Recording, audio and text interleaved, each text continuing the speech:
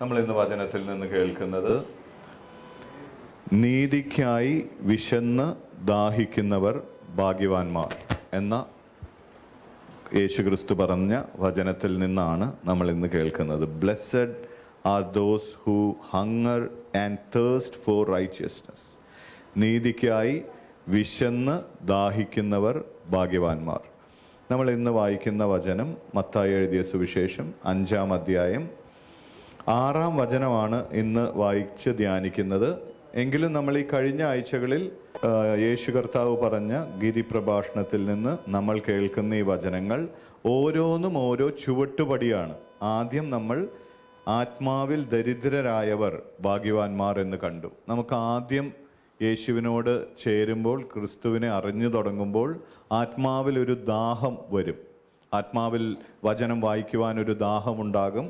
അങ്ങനെയുള്ളവർ ഭാഗ്യവാന്മാർ, അവർക്ക് സ്വർഗരാജ്യം അവർക്കുള്ളതാകുന്നു. അത് കഴിഞ്ഞ് നമ്മൾ ധ്യാനിച്ചു, ദുഃഖിക്കുന്നവർ ഭാഗ്യവാന്മാർ, അവർക്ക് ആശ്വാസം ലഭിക്കും. കർത്താവിൻ്റെ വചനത്തിന് വേണ്ടി നിലകൊള്ളുകയും ദുഃഖം അനുഭവിക്കുകയും അത് വല്ലവിധേനയും അനുസരിക്കണമെന്ന ദാഹത്തോടെ വായിക്കുകയും ചെയ്യുന്നവർക്ക് കർത്താവിൽ നിന്ന് ആശ്വാസം ലഭിക്കും. അത് കഴിഞ്ഞ് നമ്മൾ ധ്യാനിച്ചത്, സൗമ്യതയുള്ളവർ ഭാഗ്യവാന്മാർ, അവർ ഭൂമിയെ അവകാശമാക്കും. നമുക്ക് അതൊരു പടി കൂടെ മുകളിലാണ്. കാരണം സൗമ്യത അത് ഒരു സഭയോട് ചേർന്ന്, മറ്റ് ദൈവമക്കളോട് ചേർന്ന് അവർ സൗമ്യമായി കർത്താവിൻ്റെ വചനം അനുസരിക്കുകയും ഒരു സഭയോട് ചേർന്ന് അവർ സൗമ്യതയിൽ വളരുമ്പോൾ അവർ ഈ ഭൂമിയെ അവകാശമാക്കും. അനേകം ദൈവമക്കൾക്ക് അവർ മാതൃകയായിരിക്കും. അനേകരെ ദൈവരാജ്യത്തിലേക്ക് കൊണ്ടുവരുവാൻ അവർ മുഖാന്തരമാകും. അങ്ങനെ നമ്മളത് ഒരു 3 സ്റ്റെപ്സാണ് കയറി നിൽക്കുന്നത്. ഇന്ന് ഒരു ചുവട്ടുപടി കൂടെ കയറാൻ പോവുക. ഇന്ന് നമ്മൾ ധ്യാനിക്കുന്നത്, നീതിക്കായി വിശന്ന് ദാഹിക്കുന്നവർ ഭാഗ്യവാന്മാർ, അവർ സംതൃപ്തരാകും. ഒന്ന് പറയാമോ? നീതിക്കായി വിശന്ന് ദാഹിക്കുന്നവർ. അടുത്ത ആളോടൊന്ന് പറഞ്ഞ്, വിശന്ന് ദാഹിക്കുക. Praise God. ഇതൊരു ആത്മീയമായ വിശപ്പ്. വചനം കേൾക്കുവാനൊരു വിശപ്പ്, ആരാധിക്കുവാനൊരു വിശപ്പ്, കൂട്ടായ്മയിൽ ചേരുവാനൊരു വിശപ്പ്. അങ്ങനെയുള്ളവരെ കുറിച്ചാണ് ഈ വചനം പറയുന്നത്. ഹല്ലേലൂയ. ഈ വിശപ്പും ദാഹവും ഒരു ആത്മീയ മനുഷ്യന് എപ്പോഴും വേണ്ടതാണ്. എങ്ങനെയാണോ നമ്മളുടെ ശരീരം, ഈ ബോഡി ഭക്ഷണം കഴിച്ച് ജീവൻ നിലനിർത്തുന്നത്, അതുപോലെ തന്നെ ആത്മീയ മനുഷ്യന് ഒരു വിശപ്പും ദാഹവും ഉണ്ടെങ്കിലാണ് ആ മനുഷ്യൻ, ഇന്നർമാൻ, ആത്മീയ മനുഷ്യൻ ജീവനോടെ നിലനിൽക്കുകയുള്ളൂ. നോക്ക, ഒരു വ്യക്തി മരിച്ചു കഴിഞ്ഞാൽ പിന്നെ ഭക്ഷണവും വെള്ളമൊന്നും വേണ്ട, അല്ലേ? പിന്നെ അതിൻ്റെ ഒന്നും ആവശ്യമില്ല. എന്നാൽ ജീവനോടെ ഇരിക്കുന്നവർക്ക് വേണം. അതുപോലെ തന്നെ ആത്മീയമായി ജീവനോടെ ഇരിക്കുന്നവർ എപ്പോഴും ഒരു ദാഹത്തിലായിരിക്കും. എങ്ങനെ എനിക്ക് കൂടുതൽ വചനം കേൾക്കാം, എങ്ങനെ കർത്താവിനെ കൂടുതൽ ആരാധിക്കാം, എങ്ങനെ അടുത്തൊരു പ്രാർത്ഥനാ കൂട്ടായ്മയിൽ വന്നു ചേരാം, ഈ ദാഹം അവൻ്റെ ഉള്ളത്തിലുണ്ടാകും.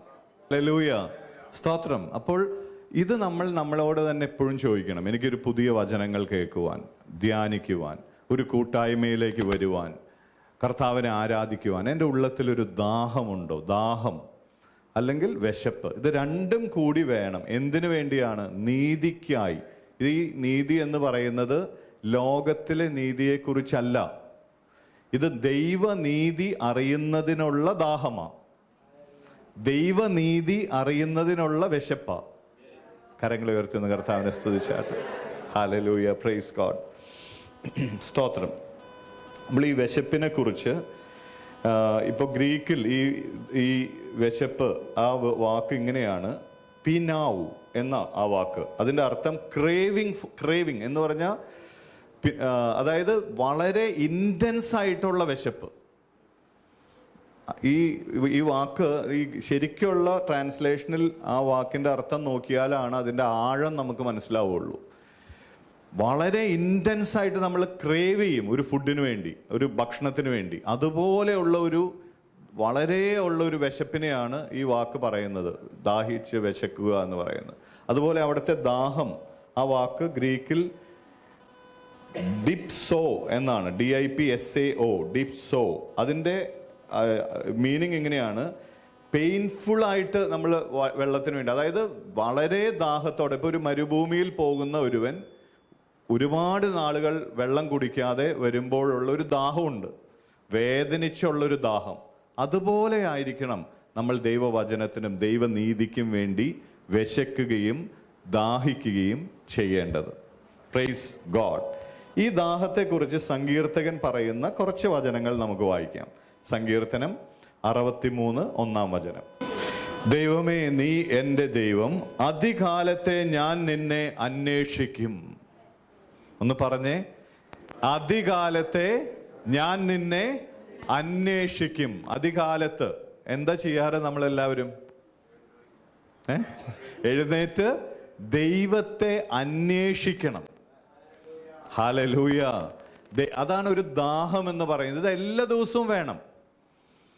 ഇത് വല്ലപ്പോഴുമല്ല, എല്ലാ ദിവസവും നമ്മൾ രാവിലെ ബ്രേക്ക്ഫാസ്റ്റ് കഴിക്കുന്നത് പോലെ, അത് വിശന്നിട്ടാ കുറച്ച് കഴിയുമ്പോൾ, അതുപോലെ രാവിലെ തന്നെ എഴുന്നേറ്റ് ദൈവത്തെ അന്വേഷിക്കുക. ദൈവമേ, നീ ഇന്ന് എന്താണ് എന്നോട് പറയുന്നത്? ഇന്ന് ഞാൻ എങ്ങനെയാണ് ജീവിക്കേണ്ടത്? ഇന്ന് ഞാൻ എന്തൊക്കെയാണ് ചെയ്യേണ്ടത്? അങ്ങയുടെ വചനത്തിൻ്റെ ആഴങ്ങൾ എനിക്ക് പറഞ്ഞു തരണമേ. ഇവിടെ ഇന്ന് വായിക്കുന്നത് ശ്രദ്ധിച്ചാൽ മനസ്സിലാകും. അതികാലത്തെ ഞാൻ നിന്നെ അന്വേഷിക്കും, വെള്ളമില്ലാത്ത ഉണങ്ങി വരണ്ട ദേശത്ത് എൻ്റെ ഉള്ളം നിനക്കായി ദാഹിക്കുന്നു.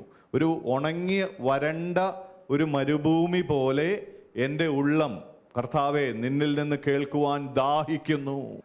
ഒന്നും കൂടെ കരങ്ങൾ ഉയർത്തി ഒരു ഹല്ലേലൂയ പറഞ്ഞേ. ഇത് പറയുന്നത് എന്തിനാണെന്നറിയോ? രാവിലെ എഴുന്നേറ്റ് അതുപോലെ ദാഹിക്കാൻ, കർത്താവിനെ അന്വേഷിക്കുവാൻ, വചനം വായിക്കുവാൻ, അന്ന് വേണ്ടത് കർത്താവ് എനിക്ക് തരണമേ എന്ന് പറയുവാൻ. ഈ ദാഹമാണ് കർത്താവ് തൃപ്തി വരുത്തുന്നത്. ഇത് കണ്ടോ? ഇത് ദാവീദ് എഴുതിയതാ, നമ്മളിപ്പോൾ വായിച്ചത്. ദാവീദ് ഒരു പെർഫെക്റ്റ് എക്സാമ്പിളാ ഇതിനു വേണ്ടി. കർത്താവിൻ്റെ സാന്നിധ്യത്തിലിരുന്ന് എത്രയോ നാളുകൾ അവൻ ആടുകളെ മേച്ചും ഒക്കെ കർത്താവിൻ്റെ സാന്നിധ്യത്തിലിരിക്കുക. എല്ലാ ദിവസവും രാജാവായിരുന്നാലും ആട്ടിടയനായിരുന്നാലും ഗുഹയിലായിരുന്നാലും രാവിലെ തന്നെ കർത്താവിൻ്റെ മുഖം അന്വേഷിക്കുക. വേദനയിലായിരുന്നാലും സമൃദ്ധിയിലായിരുന്നാലും ദുഃഖത്തിലായിരുന്നാലും കർത്താവിനെ അന്വേഷിക്കുന്ന ഒരുവൻ. സന്തോഷമുള്ള ഒരു കരങ്ങൾ ഉയർത്തി ഹല്ലേലൂയ, പ്രൈസ് ഗോഡ്. ഇനി 42 വായിക്കാൻ പറഞ്ഞേ. 1ഉം 2ഉം അല്ലേ? അതെ. മാൻ നീർത്തോടുകളിലേക്ക് ചെല്ലുവാൻ കാക്ഷിക്കുന്നത് പോലെ ദൈവമേ, എൻ്റെ ആത്മാവ് നിന്നോട് ചേരുവാൻ കാക്ഷിക്കുന്നു. എൻ്റെ ആത്മാവ് ദൈവത്തിനായി, ജീവനുള്ള ദൈവത്തിനായി തന്നെ ദാഹിക്കുന്നു. ഞാൻ എപ്പോൾ ദൈവസന്നിധിയിൽ ചെല്ലുവാനിടയാകും. ഓ, പ്രൈസ് ഗോഡ്, സ്തോത്രം. മാൻ നീർത്തോടുകളിലേക്ക് ചെല്ലുവാൻ കാക്ഷിക്കുന്നത് പോലെ ദൈവമേ, എൻ്റെ ആത്മാവ് നിന്നോട് ചേരുവാൻ കാക്ഷിക്കുന്നു. ഒരു മാൻ എങ്ങനെയാണ് ഒരു നീർത്തോടിലേക്ക് ആ വെള്ളം കുടിക്കുവാൻ ദാഹിക്കുന്നത്, അതുപോലെ എൻ്റെ ആത്മാവ് അങ്ങയോട് ചേരുവാൻ കാക്ഷിക്കുന്നു. ഹല്ലേലൂയ, ഹല്ലേലൂയ, പ്രൈസ് ഗോഡ്, സ്തോത്രം. ദൈവമേ, എൻ്റെ ആത്മാവ് നിന്നോട് ചേരുവാൻ കാക്ഷിക്കുന്നു. അടുത്ത വചനം, എൻ്റെ ആത്മാവ് ദൈവത്തിനായി, ജീവനുള്ള ദൈവത്തിനായി തന്നെ ദാഹിക്കുന്നു. ഞാൻ എപ്പോൾ ദൈവസന്നിധിയിൽ ചെല്ലുവാൻ ഇടയാകും? ഹല്ലേലൂയ. എപ്പോൾ എനിക്ക് ദൈവത്തിന്റെ സന്നിധിയിൽ ചെല്ലുവാൻ കഴിയും? ഇതൊരു ദാഹമാ. എപ്പോൾ കൂട്ടായ്മയിലേക്ക് കടന്നു വരുവാൻ കഴിയും? ഇത് ദാഹമാ. ഒരു ഞായറാഴ്ച ആരാധനയ്ക്ക് വരുന്നത് ദാഹത്തോടെ നമ്മൾ അതിനു വേണ്ടി ഒരുങ്ങും. ദാഹമുള്ളവർ ശനിയാഴ്ചയെ അതിനുള്ള കാര്യങ്ങളെല്ലാം ശരിയാക്കും. എന്തൊക്കെ ചെയ്യാനുണ്ട് അതെല്ലാം ചെയ്യും. കർത്താവിനെ എനിക്ക് ആരാധിക്കണം. ഞാൻ എപ്പോൾ ദൈവസന്നിധിയിൽ വരും? എപ്പോൾ എൻ്റെ ദൈവത്തെ ഞാൻ ആരാധിക്കും? എപ്പോൾ എൻ്റെ കൂട്ടായ്മയോട് ഞാൻ ചേരും? എപ്പോൾ അവൻ്റെ ശരീരത്തിന്റെ ഭാഗമായി ഞാൻ നിൽക്കും? ഹല്ലേലൂയ. ഇത് ദാഹമാ ഉള്ളത്തിൽ നിന്ന്, ഇതൊരു വിശപ്പാ ഉള്ളത്തിൽ നിന്ന്. അങ്ങനെയുള്ളവരെ ആ കർത്താവ് തൃപ്തരാക്കുന്നത്. ഓ, സക്കായിസ് എന്ന ഒരുവൻ ദാഹത്തോടെ മരത്തിന്റെ മുകളിൽ കയറിയിരുന്നു. എനിക്ക് യേശുവിനെ എങ്ങനെയെങ്കിലും കാണണം കർത്താവേ, എനിക്ക് മറ്റൊന്നും വിഷയമല്ല. അവൻ ദാഹത്തോടെ ഇരുന്നപ്പോൾ യേശു അവന്റെ താഴെ വന്ന് അവനെ നോക്കി പറഞ്ഞു, സക്കായി, നീ ഇറങ്ങി വരിക, എനിക്ക് ഇന്ന് നിന്റെ ഭവനത്തിൽ വസിക്കണം. ഇന്ന് നീ ദാഹത്തോടെയാണ് ഇരിക്കുന്നതെങ്കിൽ യേശു കർത്താവ് നിന്നോട് പറയും, എനിക്ക് നിന്റെ കൂടെ വസിക്കണം, എനിക്ക് നിന്റെ ഭവനത്തിൽ വസിക്കണം, എനിക്ക് നിന്റെ ഭവനത്തിൽ അവസ്ഥകളെ മാറ്റണം, എനിക്ക് നിന്റെ ഭവനത്തെ അത്ഭുതമാക്കണം.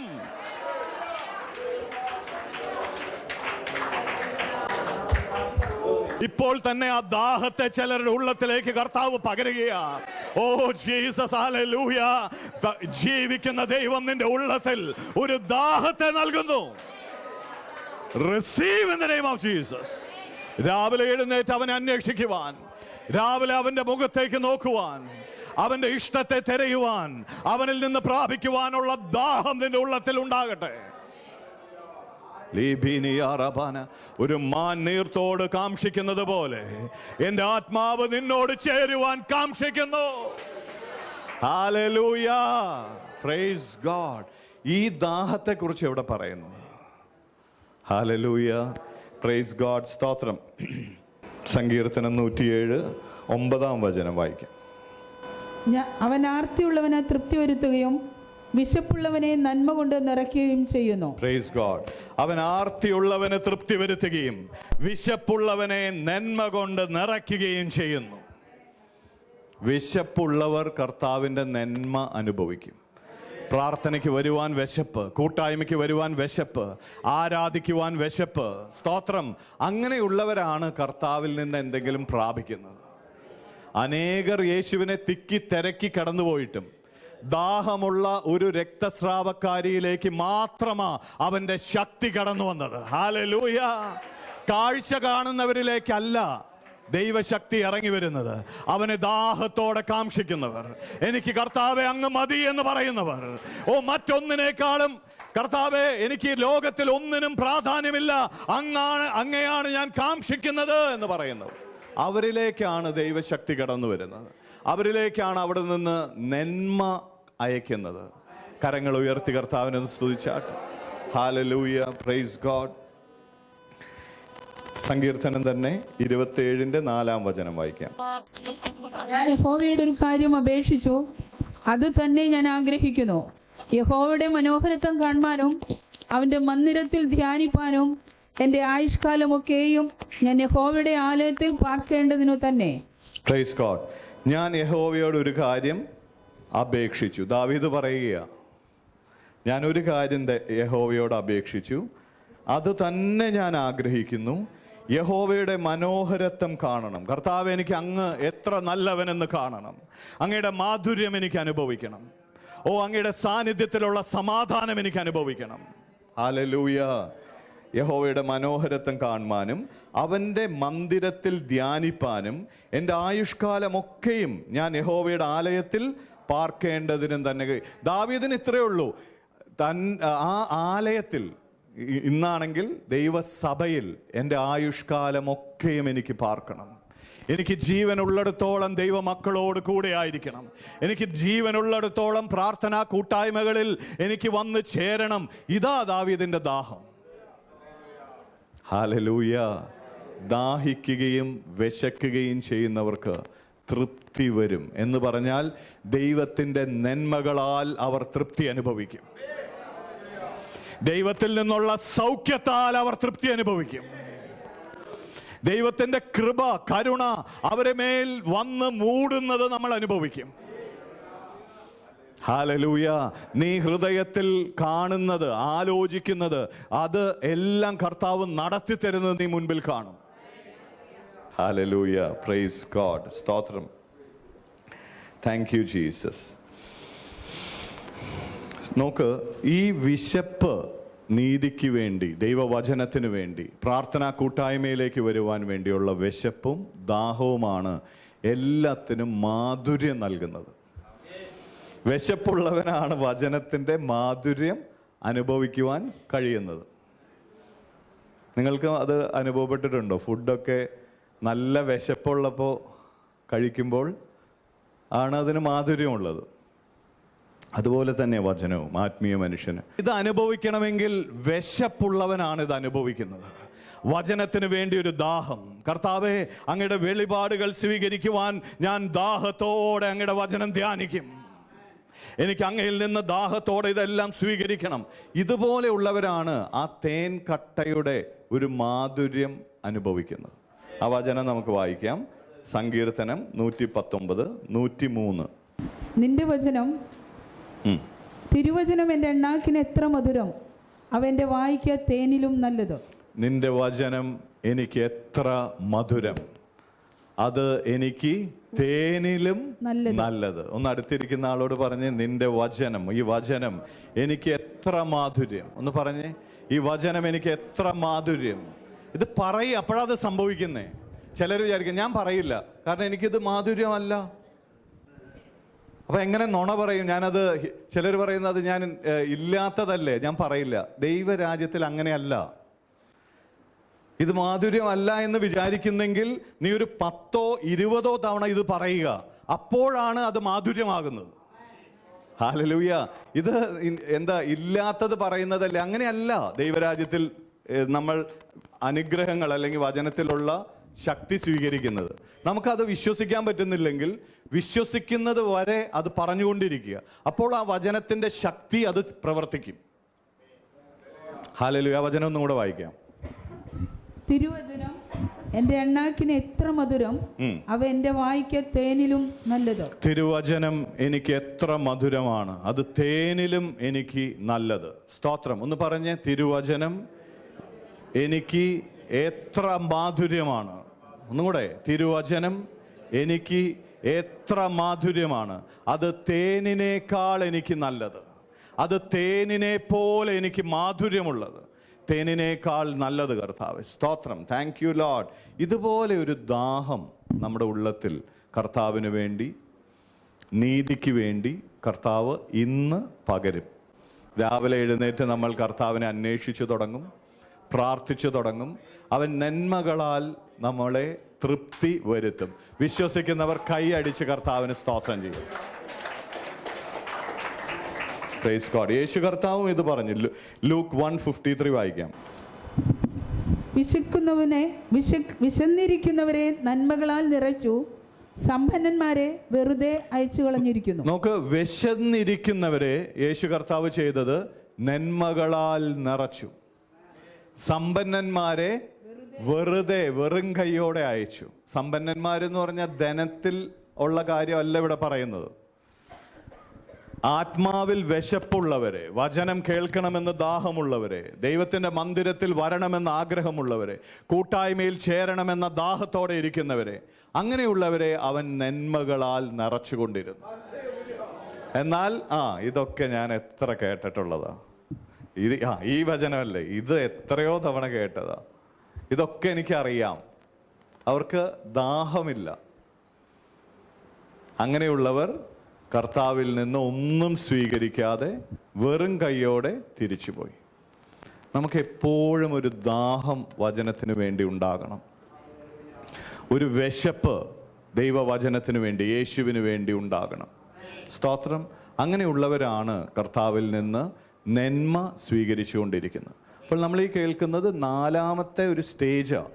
നോക്ക്, വിശ്വാസത്തിൽ വന്നു, വചനമനുസരിക്കാൻ കുറച്ച് കഷ്ടതകളൊക്കെ എടുത്തു, അത് കഴിഞ്ഞപ്പോൾ വചനമൊക്കെ മനസ്സിലായി, ഇനി ഇങ്ങനെ അങ്ങ് പോയാൽ മതി. അതല്ല, ഇതിലൊരു വളർച്ചയുണ്ട്, ഇതിലൊരു ദാഹം, വിശപ്പുണ്ട്. ഇതിൽ ഒരു കാര്യം മനസ്സിലായി കഴിഞ്ഞാൽ അടുത്തത് ചെയ്യുവാനുള്ള ദാഹം, അവിടെ കഴിഞ്ഞാൽ അടുത്തത് ചെയ്യുവാനുള്ള ദാഹം, വിശപ്പ്. അങ്ങനെയാണ് ഒരു ആത്മീയ മനുഷ്യൻ വളരുന്നത്. കരങ്ങൾ ഉയർത്തി കർത്താവിനെ സ്തുതിച്ചാട്ടെ. ഹല്ലേലൂയ. സ്തോത്രം. Thank you Lord. നമുക്കൊരു വചനം വായിക്കാം. യോഹന്നാൻ 4:13-14 വചനങ്ങൾ. യേശു സമരിയക്കാരി സ്ത്രീയോട് പറഞ്ഞത്. യേശു അവളോട്, ഈ വെള്ളം കുടിക്കുന്നവനെല്ലാം പിന്നെയും ദാഹിക്കും. ഞാൻ കൊടുക്കുന്ന വെള്ളം കുടിക്കുന്നവനോ ഒരു നാളും ദാഹിക്കയില്ല.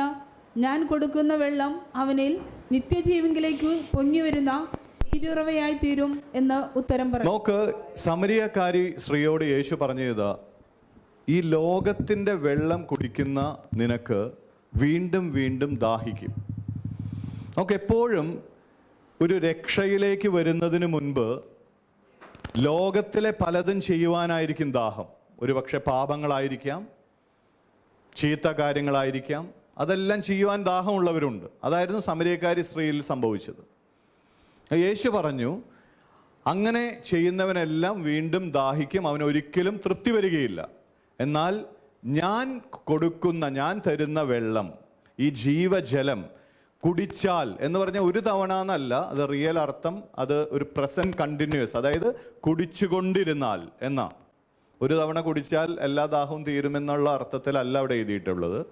ഞാൻ തരുന്ന ഈ ജീവജലം, അത് ഞായറാഴ്ച വചന ശുശ്രൂഷ, പ്രാർത്ഥനാ കൂട്ടായ്മകളിലെല്ലാം വചനം നമ്മൾ കുടിച്ചുകൊണ്ടിരുന്നാൽ, ഇങ്ങനെ കുടിച്ചുകൊണ്ടിരുന്നാൽ ദാഹിക്കുകയില്ല എന്ന് മാത്രമല്ല, അവൻ്റെ ഉള്ളത്തിൽ നിന്ന് ഒരു നീരുറവ പുറപ്പെട്ടുകൊണ്ടിരിക്കും. ഹല്ലേലൂയ. ഇങ്ങനെ യേശുവിൻ്റെ വചനം കുടിക്കുന്നവർ, കൂട്ടായ്മയിൽ ചേരുന്നവർ, പ്രാർത്ഥിക്കുന്നവർ, ആരാധിക്കുന്നവർ, അതിന് ദാഹമുള്ളവർ കുടിച്ചുകൊണ്ടിരിക്കുമ്പോൾ സംഭവിക്കുന്നത്, അവരുടെ ദാഹം മാറുമെന്ന് മാത്രമല്ല, അവരുടെ ഉള്ളത്തിൽ നിന്ന് ഒരു ജീവ നദിയുടെ ഉറവ പുറപ്പെടും. ഹല്ലേലൂയ. അങ്ങനെയുള്ളവരാണ് ഒരു വാക്ക് സുവിശേഷം പറഞ്ഞു തുടങ്ങുന്നത്. അങ്ങനെയുള്ളവരാണ് യേശുവിൻ്റെ സാക്ഷികളാകുന്നത്. അങ്ങനെയുള്ളവരാണ് അനേകരെ ശിഷ്യരാക്കുന്നത്. അങ്ങനെയുള്ളവരാണ് വചനം പഠിപ്പിച്ചു തുടങ്ങുന്നത്. ഇതെല്ലാം അറിഞ്ഞത് മുഴുവൻ പഠിച്ചിട്ടല്ല ആരും വചനം പറയുന്നത്, അല്ലെങ്കിൽ ഇതിൻ്റെ തിയോളജി മുഴുവൻ മനസ്സിലാക്കി. അങ്ങനെയല്ല, അത് പറഞ്ഞു തുടങ്ങുകയാണ്. അപ്പോൾ കർത്താവിൻ്റെ കൃപ, അതിനു വേണ്ടി ഉള്ള കൃപ നമ്മുടെ മേൽ വരും. ഹല്ലേലൂയ.